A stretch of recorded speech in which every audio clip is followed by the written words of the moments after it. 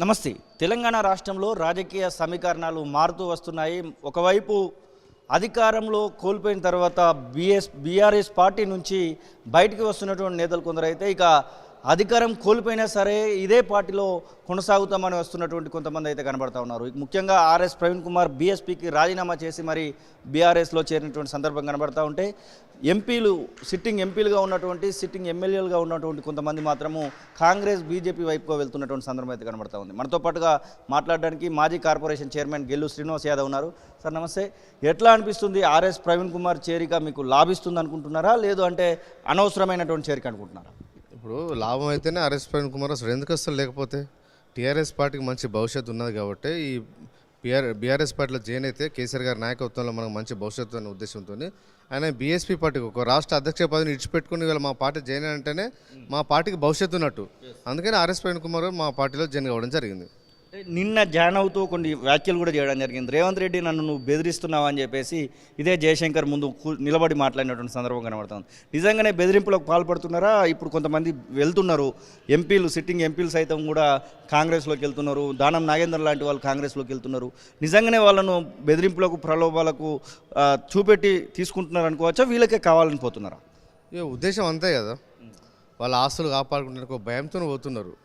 నిజంగా ధైర్యంగా ఉంటే చట్టపరంగా ఎదుర్కోవాలి. ఎంతమంది రాజకీయాల్లో 95% లీడర్లు బీఆర్ఎస్ పార్టీ మారుతున్నారా? ఏ కొద్ది మందే మారుతున్నారంటే వాళ్ళకు అక్రమ ఆస్తులు ఉండే ఉంటాయి కాబట్టి వాటిని కాపాడుకోవడానికి వాళ్ళు భయపడే వాళ్ళు పోతూ ఉన్నారు. కానీ ఏదన్నా రాజకీయాలు వచ్చినప్పుడు ఒక పార్టీ అవకాశం ఇచ్చినప్పుడు చివరి వరకు ఉండడమే నాయకుని లక్షణం. ఇవాళ ఈ పార్టీ రేపు ఇంకో పార్టీ ఇట్లా మారుతూనే ఉంటారు. రేపు రేవంత్ రెడ్డి కూడా అనుకుంటాడు కదా, అరే గంత బీఆర్ఎస్ పార్టీకి గంత మంచి అవకాశాలు ఇస్తే కేసీఆర్ కానీ రేపు మా పార్టీలోకి వచ్చిర్రు, రేపు మళ్ళీ మా పార్టీలో ఉంటారనే గ్యారంటీ ఉంటుందని కూడా రేవంత్ రెడ్డి అనుకునే అవకాశం ఉంటుంది. కాంగ్రెస్ పార్టీ అధిష్టానం కూడా ఆలోచించే అవకాశం ఉంది ఈ నాయకుల పట్ల. ఇవాళ ఎవరైతే కాంగ్రెస్ పార్టీలో జాయిన్ అవుతున్నారో వాళ్ళ పట్ల కూడా కాంగ్రెస్ పార్టీ కూడా పునరాలోచన చేస్తుందని చెప్పి మేము అనుకుంటున్నాం. నిన్న మీ అధినాయకుడు మాట్లాడుతూ ఎవరైతే బయటకు వెళ్తున్నారో మళ్ళీ వాళ్ళు రిటర్న్ వస్తామంటే గర్వాప్సి అనేది ఉండదు, వాళ్ళ గేట్లు క్లోజ్ చేసి పెడతామని చెప్తున్నారు. నిజంగానే అదే మాట పైన కట్టుబడి ఉంటారనుకుంటున్నారా? గతంలో జరిగినట్టుగానే చేరికలు మళ్ళీ తీసుకుంటారు అనుకుంటున్నారు? అప్పుడు తెలంగాణ కొత్తగా ఏర్పడ్డాయి కాబట్టి రాజకీయ పునరీకరణ కోసం వచ్చిన తెలంగాణ డిస్టర్బ్ కావద్దనే ఉద్దేశంతో కేసీఆర్ గారు అప్పుడు కొంతమందిని వాళ్ళు వస్తుంటే వాళ్ళని తీసుకున్నారు. ఇవాళ ఏమైంది, ఇవాళ మా బీఆర్ఎస్ పార్టీకే ఈ 14 ఏళ్ళ 20 ఏళ్ళ ప్రస్థానంలో పూట చాలామంది కొత్త లీడర్షిప్ పెరిగింది. మాకు ఎవరిని తీసుకోవాల్సిన అవసరం మాకు లేదు. మంచి పొటెన్షియల్ ఉన్నారు, ఎఫిషియన్సీ ఉన్న లీడర్లు అందరూ ఇవాళ మా పార్టీలో ఉన్నారు. ఎమ్మెల్యేలుగా ఎంపీలుగా ఎవరిని పెట్టినా గెలిచే సత్తా ఉన్న నాయకులు ఇవాళ మా పార్టీలో ఉన్నారు. కాబట్టి మా క్యాండిడేట్ల పరంగా మాకేం డోకా లేదు. ఇవాళ కాంగ్రెస్ని చూడండి, బీజేపీ చూడండి, మా పార్టీలో ఉన్న నాయకులనే వాళ్ళు తీసుకుంటూ ఉన్నారు తప్ప మొదటి నుంచి వాళ్ళ పార్టీలో పనిచేసిన నాయకుల పేర్లు ఇవాళ ఎంపీ అభ్యర్థులుగా మీరు చూస్తున్నారా?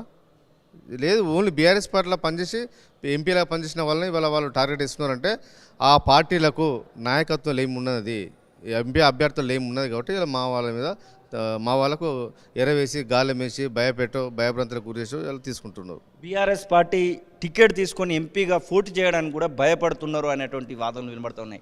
నిజంగానే అట్లాంటి పరిస్థితి ఉందా? బీఆర్ఎస్ టికెట్ తీసుకోవడానికి భయపడుతున్నారా మీ పార్టీ లీడర్? మా పార్టీలో ఫుల్ కాంపిటీషన్ అది. మా పార్టీలో అంత కాంపిటీషన్ ఎవరికి లేదు. ఎందుకంటే ఒక క్రేజీ ఉన్న నాయకుడు ఈ దేశంలో కేసీఆర్ గారు.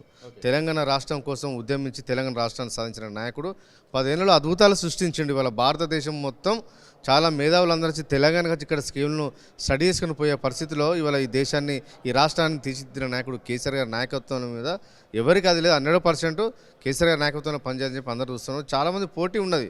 ఇవాళ సెలక్షన్ లోపల కొంచెం వెనుక ముందు ఆలోచించి మా నాయకుడు కేసీఆర్ గారు మెల్లమెల్ల నిర్ణయాలు తీసుకుంటూ ఉన్నారు. ఆర్ఎస్ ప్రవీణ్ కుమార్ గారు ఒక సోషల్ జస్టిస్ కాజ్ మీద పనిచేసింది కాబట్టి అలాంటి నాయకుడు ఉంటే మనకు బాగుంటాయనే ఉద్దేశంతో మేము ఒప్పుకున్నాం. కాబట్టి అట్లా కొన్ని ఎక్సెప్షన్స్ కేసులు కొన్ని ఉంటాయి. కానీ మా దానిలో చాలామంది నాయకులు అట్లా ఏం లేదు మాకు.